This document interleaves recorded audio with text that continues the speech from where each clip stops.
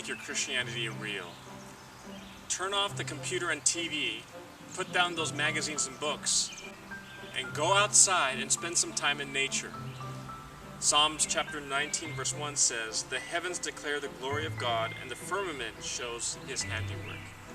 So take some time in the great outdoors today, and by spending time meditating on the wonderful works of God and communing with him in nature, is going to make your Christianity real.